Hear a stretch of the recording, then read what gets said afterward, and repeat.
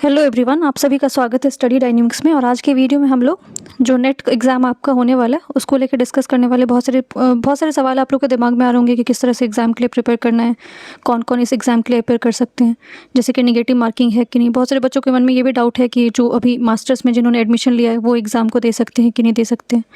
Even JRF का क्या age criteria क्या है, कितना एज होना चाहिए जेआरएफ के लिए, या फिर जो आपको इसमें पीएचडी के लिए किस तरह से फॉर्म फिलअप करना है। तो जितने भी सवाल हैं उन सारे सवाल के आपको जवाब मिलेंगे, तो वीडियो को एकदम लास्ट तक देखना आप लोग। इसके अलावा मैं अपने बारे में भी बता देती हूँ। इस एग्ज़ाम को मैंने 4 बार क्वालिफाई कर रखा है, ठीक है। 99 परसेंटाइल से मैंने इस एग्ज़ाम को पास कर रखा है। सो मैं इसमें आपको ये भी बता सकती हूँ कि किस तरह से इसमें पढ़ना है, ठीक है, और क्या क्या चीज़ें अवॉइड करना है, क्योंकि आपको ये तो सब बता देगा कि क्या क्या चीज़ें कितना क्या पढ़ना नहीं पढ़ना, बट सबसे मेन होता है क्योंकि एग्ज़ाम बहुत वास्ट होता है ये, तो इसमें आपको क्या नहीं करना है ये बहुत इंपॉर्टेंट होता है। सो अगर आपको डिटेल वीडियो पेपर 1 पे चाहिए तो उसके लिए आप लोग कमेंट सेक्शन में लिखना। बट इसमें हम लोग आज पैटर्न वगैरह जो एग्ज़ाम का किस तरह से क्या क्या चीज़ें हैं वो सब देखने वाले। सबसे पहले जो है ये एग्ज़ाम का जो फॉर्म अभी आपको आउट हुआ, नोटिफिकेशन आया है, उसके अकॉर्डिंग कब से कब तक फॉर्म को फिल करना है। तो ये आपका डेट आपको 7 अक्टूबर का फॉर्म आ चुका है, तो 7 अक्टूबर से ही फॉर्म का जो है वो फिल करना आपका शुरू हो चुका है। अब ये फॉर्म कब तक रहने वाला है, तो ये आपका फॉर्म 7 नवंबर तक रहने वाला है, 7 नवंबर तक 2025। अब यहाँ पे टाइम भी मेंशन है 11:50, रात के 11:50 तक ही आप इसको फॉर्म को फिल कर सकते हो। उसके बाद आपका फिर फॉर्म फिलअप नहीं होगा। सो आप लोग अगर आपने फॉर्म नहीं फिल किया तो फॉर्म टाइम से फिल कर ले, क्योंकि फिर बाद में आपको दिक्कत आएगी, क्योंकि लास्ट में जाके सर्वर भी प्रॉपरली काम नहीं करता रहता, बहुत तरह के प्रॉब्लम्स आते हैं। सो फॉर्म फिल कर लो आप लोग। दूसरा जो है आपको फ़ी वगैरह को लेकर हम डिटेल में देखेंगे कितना किसका क्या फ़ी है। और जो आपका कोई भी इसमें दिक्कत हो जाता है कि अगर मान लो आपको फॉर्म में कोई प्रॉब्लम होगा तो उसके लिए रीओपन किया जाएगा फॉर्म को कब, 10 से 12 नवंबर के बीच में। अभी जो एग्ज़ाम कंडक्ट करवाता है, कौन करवाता है इसको, एनटीए करवाता है। अब एनटीए इसमें आपको बस ऐसा नहीं कि इसमें आपको जेआरएफ के लिए होता है, इसमें असिस्टेंट प्रोफेसर का भी होता है, दूसरा आपका पीएचडी की 3 एग्ज़ाम इसके अंदर होता है, जेआरएफ, असिस्टेंट प्रोफेसर और पीएचडी के लिए। सो अगर जब आप फॉर्म फिल करो तो तीनों का फॉर्म फिल करना, क्योंकि बहुत सारे लोग क्या करते हैं उनको पता नहीं चलता है, वो बस जेआरएफ के लिए फिल कर देते हैं और जो असिस्टेंट प्रोफेसर वाला हो वो फिल नहीं करते। सो तीनों फिल करना आप लोग, JRF, assistant professor and PhD. अब इस फॉर्म को फिलअप कैसे करना है, स्टेप बाय स्टेप देखते हैं। सबसे पहले आप क्या करोगे, ऑफिशियल वेबसाइट जो है एनटीए का, यूजीसी नेट, यहाँ पे आपको लिखा हुआ .nta.ac.in, ये वेबसाइट पे आप जाओगे यहाँ पे। उसके बाद जब आप उस वेबसाइट पे जाओगे तो ऑप्शन आएगा आपको apply for the UGC NET December 2025, क्योंकि 2025 वाला एग्जाम है ये। तो आप वहाँ से सेलेक्ट करोगे न्यू रजिस्ट्रेशन, तो फिर आप रजिस्ट्रेशन वहाँ से करना। रजिस्ट्रेशन करने के बाद आपको जो है आपको पासवर्ड और मिल जाएगा, ठीक है। उसके बाद आप क्या करोगे, अपने डिटेल्स जो है उसमें फिलअप करोगे, एप्लीकेशन नंबर, पासवर्ड, ये सब आपको फिल करना पड़ेगा। फिर उसके बाद जो है आपको बहुत लॉन्ग प्रोसेस है जिसमें आपको अपना एकेडमिक्स जो भी परफॉर्मेंस रहे, जैसे डिटेल्स हैं, और डिटेल्स को बहुत ध्यान से आप लोग बहुत जल्दबाजी में मत भरना, क्योंकि उसमें दिक्कत हो जाता है, कुछ इधर उधर मत करना। जो भी आपको उसमें डिटेल मांगा जाएगा, चाहे अगर आप किसी कैटेगरी से बिलोंग करते हो तो अगर आप वहाँ पर डिटेल भर रहे हो तो अपडेटेड जो आपके पास डिटेल है वही उसमें फिलअप करना, पुराना वाला मत डालना। फिर इसके अलावा जो डॉक्यूमेंट्स कौन कौन सी चीज़ें आपको लगता है यहाँ पे, सो पासपोर्ट साइज़ फ़ोटो और स्कैन सिग्नेचर, ठीक है। तो ये दोनों चीज़ें आपको रिक्वायर्ड है। इसके अलावा ऐसा नहीं कि आपको कोई मार्कशीट वहाँ पे अपलोड करना है या कोई सर्टिफिकेट अपलोड करना है। अगर आपका कैटेगरी से हो तो आपको वहाँ पे हो सकता है, बट इसके अलावा आपको फ़ोटो याद रखना कि फ़ोटो आपको और स्कैन सिग्नेचर। अब इसको लेके भी डाउट है कि जो फ़ोटो आप या फोटोग्राफ डाल रहे हो, पासपोर्ट साइज़ या सिग्नेचर डाल रहे हो, उसको कितना एमबी से कितना केबी तक करना है, तो ये भी मैं आपको बताऊंगी। फिर उसके बाद आपको लास्ट में जो एप्लीकेशन फ़ी है, जिसको आप नेट बैंकिंग के थ्रू क्या कर सकते हो, पे कर सकते हो। फिर उसके लास्ट में आपको कंफर्मेशन आ जाएगा, और एप्लीकेशन जो भी चीज़ें रहेगा उसको आपको डाउनलोड कर लेना है, ताकि फिर फर्दर अगर कोई प्रॉब्लम होता है तो उसको आप काम कर सको।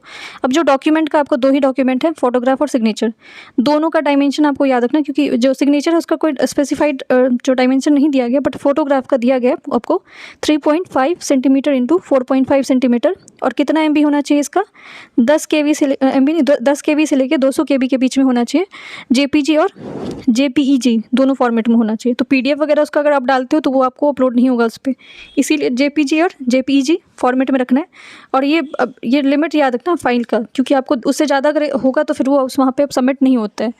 सिग्नेचर का वो एमबी लिखा हुआ, केबी लिखा हुआ आपको 4 से 30 केबी के बीच में होना चाहिए, ये भी जेपीजी में होना चाहिए, बट डायमेंशन नहीं है। तो फोटोग्राफ का डायमेंशन का थोड़ा प्रॉब्लम हो जाता है, जिसको आप लोग एडजस्ट करके उसमें डालना। अब ये फ़ी वाला जो है प्रॉब्लम वो देख लेते हैं कि किसको कितना फ़ी इसमें देना है।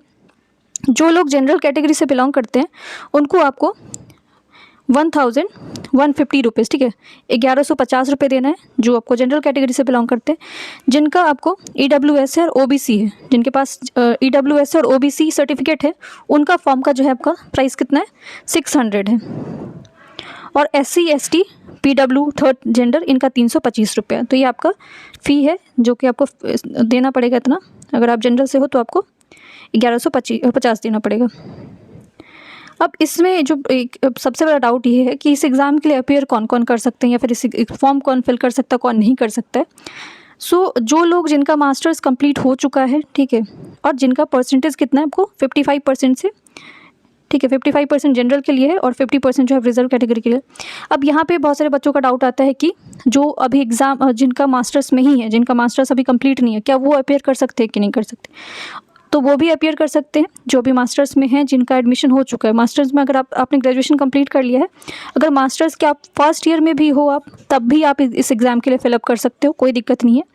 और बेहतर यही होगा कि अगर आप मास्टर के फर्स्ट ईयर में हो तभी से एग्ज़ाम देना शुरू कर दो, क्योंकि एग्ज़ाम बहुत नेगेटिव मार्किंग नहीं है, तो ये एक प्लस पॉइंट है। अभी मे भी हो सकता है कि जो है या 1 या 2 बार में आपको नेगेटिव मार्किंग भी इंट्रोड्यूस कर दिया जाए, तो फिर वहाँ पे उस टाइम पे आपको डिफ़िकल्ट हो जाएगा। So it will be better कि आप अभी से उस फॉर्म को फिलअप करो और एग्ज़ाम देते रहो। ये मत सोचो कि आपको एकदम एक टाइम पे ऐसा होगा कि नेट का एकदम पूरा तैयारी हो जाएगा, उसके बाद इस एग्ज़ाम के लिए अपेयर करोगे, क्योंकि ऐसा कभी नहीं होता। नेट में अगर आप देखोगे तो पेपर 1 पेपर 2 बहुत कुछ पढ़ना पड़ता है उसमें, तो एक बार प्रैक्टिस भी हो जाएगा आपको, तो एक बार एग्ज़ाम आप दे सकते हो।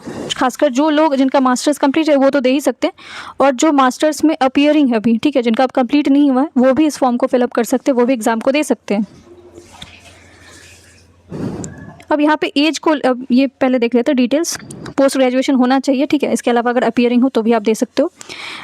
मिनिमम मार्क्स अगर वहाँ पे आप देते हो तो कितना दे सकते हो, जैसे कि जिनका हो चुका है उनका 55% होना चाहिए। तो ये आपको तब मैटर करता है जब आपका एग्जाम नेट क्वालिफाई हो जाता है, और कहीं पे अगर मान लो आप असिस्टेंट प्रोफेसर के लिए जाओगे तो तब ये चीज़ें आपको मैटर करेगा।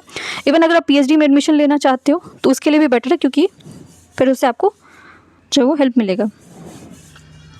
अब JRF का जो एज क्राइटेरिया, नेट का जो आपका असिस्टेंट प्रोफेसर है और जो PhD है उसका कोई एज लिमिट नहीं है। अगर जो इंसान आपको 60 साल के हैं वो भी इस एग्ज़ाम के लिए अपेयर कर सकते हैं, जो 70 साल के वो भी अपेयर कर सकते हैं असिस्टेंट प्रोफेसर के लिए, PhD के लिए। बट जब JRF की बात आती है तो उसके लिए एक एज डिफाइन कर दिया गया कि आप अगर इतने एज के हो तभी आप इस एग्ज़ाम का दे सकते हैं, ठीक है। सो जनरल कैटेगरी के लिए 30 साल है, 30 साल से अगर कोई ऊपर है तो JRF के लिए आपको अपेयर नहीं कर सकता, या फिर JRF उसमें फिल करने का भी कोई फ़ायदा नहीं, क्योंकि आप JRF के लिए नहीं हो सकते हो, ठीक है, एलिजिबल नहीं हो। OBC के लिए कितना एज क्राइटेरिया आपका 35 साल है, 35 ईयर है। EWS मेल के लिए आपको 30 ईयर ही है, फीमेल के लिए 35 ईयर है EWS में, ठीक है।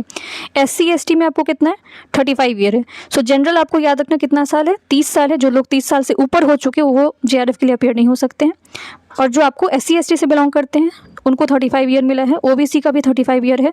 EWS मेल का 30 ईयर ही है, ठीक है। अब असिस्टेंट प्रोफेसर और PhD के लिए ऑलरेडी मैंने बता दिया कोई एज लिमिट नहीं है। अगर आप इसके लिए आप कितने भी एज है तो आप इसके लिए दे सकते हो, एग्ज़ाम दे सकते हो।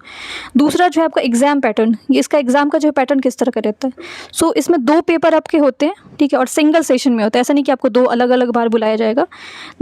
सिंगल सेशन में आपका एग्ज़ाम होता है, ऑनलाइन एग्ज़ाम होता है, ऑफलाइन नहीं होता, ये भी याद रखना आपको। ऑनलाइन एग्ज़ाम होता है और आपका 2 पेपर होता है, पेपर 1 होता है और पेपर 2 होता है। सो पेपर 1 अगर देखा जाए तो आपका कॉमन पेपर होता है, जो कि आपको जितने भी, चाहे आप ज्योग्राफी से दे रहे हो, चाहे या फिर आप पॉलिटिकल साइंस से दोगे, या फिर आप हिस्ट्री से दोगे, इंग्लिश से दोगे, सबका कॉमन पेपर होता है, ठीक है। पेपर 1 उसको बोला जाता है।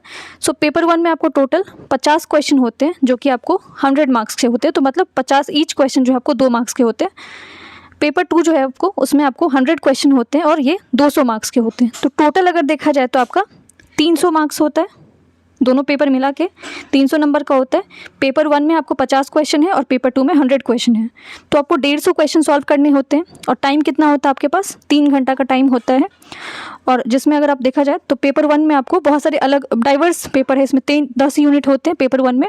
और पेपर 2 आपका जो है वो स्पेसिफिक सब्जेक्ट है, जिस सब्जेक्ट के लिए आप देना चाहते हो, जो भी सब्जेक्ट है, वो इकोनॉमिक्स है, चाहे आपका हिस्ट्री है, पॉलिटी है, जो भी सब्जेक्ट है वो पेपर 2 में आएगा। पेपर 1 जो है कॉमन पेपर है, जिसमें आपको 10 यूनिट होता है, और 10 यूनिट आपको बहुत अच्छे से तैयार करके जाने होते हैं अगर आपको पेपर ये करना है। अब इसमें ये नहीं है कि पेपर 1 आपको क्वालिफाइंग है, पेपर 2 दोनों का कंबाइंड मार्क्स आता है। अगर अच्छा मार्क्स आएगा तो आप क्या कर जाओगे, पहले इसमें क्वालिफाइंग मार्क्स रखा गया था, पेपर 1 का क्वालिफाइंग मैंडेटरी होता था, करना पड़ता था। बट इस तरह अब कुछ ऐसा नहीं है, पेपर 1 पेपर 2 दोनों का जो आपको कंबाइंड मार्क्स आता है, अगर आपको 200, बहुत सारे ऐसे होते हैं कि अगर दोनों मिला के आपको 200 से ऊपर नंबर आ रहे हैं तो JRF होने के चांसेस होते हैं। बट अब मैं ये नहीं बता रही हूँ कि सब पेपर का सेम होता है, हर पेपर का अपना जो है, क्योंकि इसमें आपको 83 पेपर्स होते हैं, हिंदी है, इंग्लिश है, चाहे आपका पॉलिटिकल साइंस है, हिस्ट्री है, जोग्राफी है, इवन लैंग्वेज पेपर भी इसमें होते हैं, तो सबका अपना अलग अलग कट ऑफ रखा जाता है। बट आपको इसमें जो है वो अगर JRF चाहिए तो इसमें आपको काफ़ी मेहनत करना पड़ेगा, खासकर पेपर 1 आपका, क्योंकि पेपर 2 सबका अपना तैयार होता है। सिर्फ पेपर 2 क्योंकि मेन पेपर जो स्पेसिफिक पेपर है वो सब पढ़ के जाते हैं, मेन दिक्कत आपको पेपर 1 में आता है। सो अगर आपको पेपर 1 पे डिटेल वीडियो चाहिए कि उसमें क्या क्या यूनिट है, कौन कौन से यूनिट है, किस तरह से पढ़ना है, ठीक है, तो आप मुझे कमेंट सेक्शन में बताना, मैं उस पर वीडियो लेके आऊँगी, ठीक है। वीडियो पसंद आया तो वीडियो को लाइक कर सकते हैं, चैनल को subscribe. Thank you so much.